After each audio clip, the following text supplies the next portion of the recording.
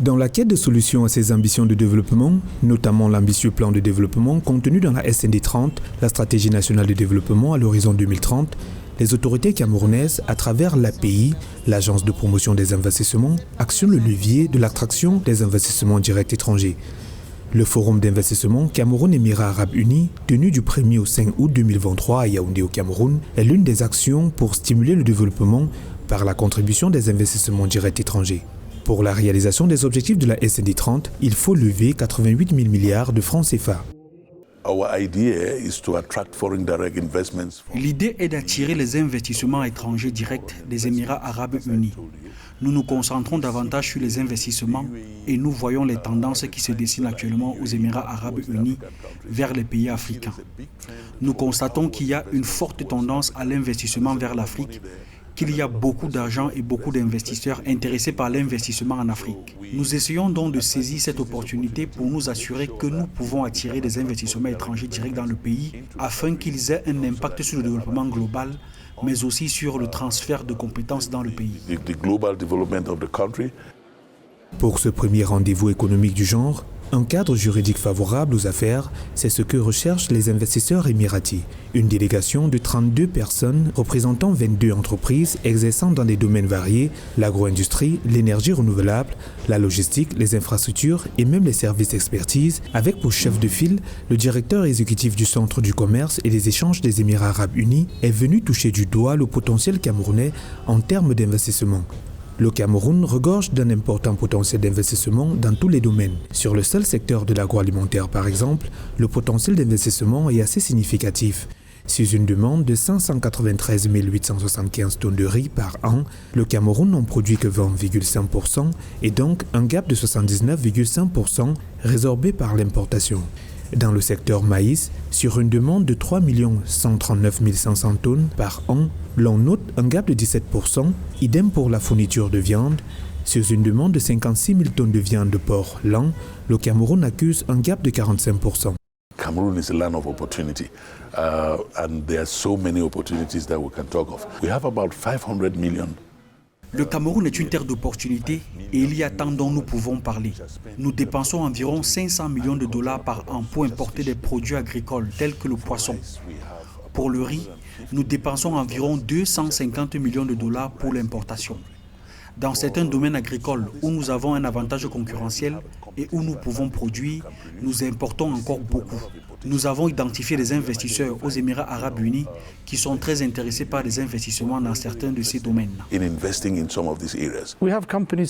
Nous avons des entreprises qui tentent actuellement de finaliser des projets dans les domaines de l'énergie, de la logistique, des matériaux de construction et des systèmes de distribution d'énergie. Il s'agit de domaines dans lesquels nous croyons que les choses peuvent bouger et où des accords peuvent être conclus très prochainement. Il y a cette volonté de l'État camerounais de voir ces personnes ou bien ces sociétés, ces businessmen d'ailleurs pour investir ici.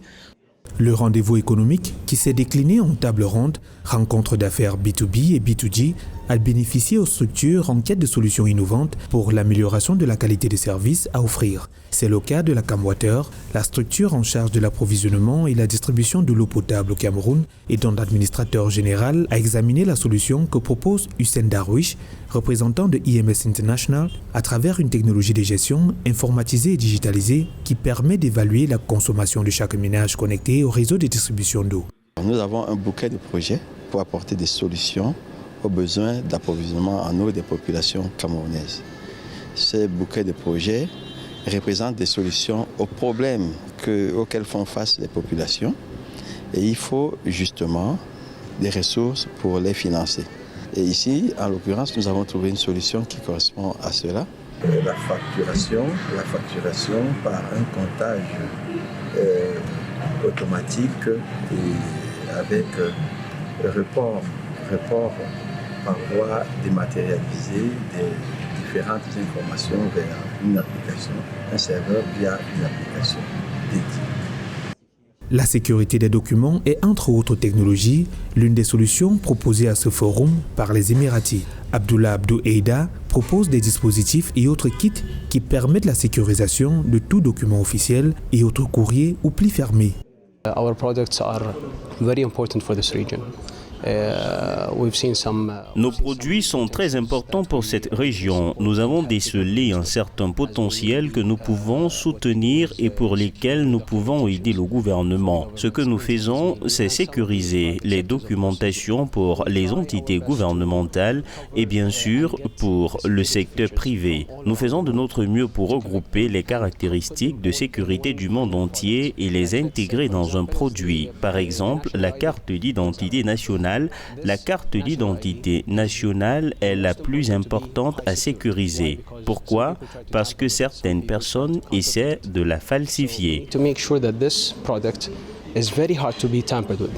Les retombées du Forum d'investissement Cameroun-Émirats Arabes Unis s'évaluent en termes de projection de développement. 4 MOU signés, dont l'un entre l'API et Development and Beyond sur la collaboration et l'échange d'expériences relatives à l'attrait et l'implantation des entreprises d'énergie renouvelable. Un autre entre Mila Academy et Football City Club FC pour faciliter le transfert des joueurs désireux d'évoluer dans les championnats émiratis. Un autre encore entre Dubai Consultancy et Power China relative à la mise en place d'une unité de production d'énergie solaire et le dernier entre UMAC et Nexus Construction pour le test de sable camerounais utilisé dans les projets de construction. Le Cameroun envisage de devenir un pays émergent à l'horizon 2035 et un hub logistique en Afrique centrale. Réaliser cette ambition impose des investissements significatifs sur tous les plans. Selon de récentes projections du FMI, la croissance du PIB du Cameroun devrait atteindre 4,2% en 2023 et 4,5% en 2024. Ceci pour un PIB nominal estimé à 27 210 milliards de francs CFA, soit environ 41,55 milliards d'euros.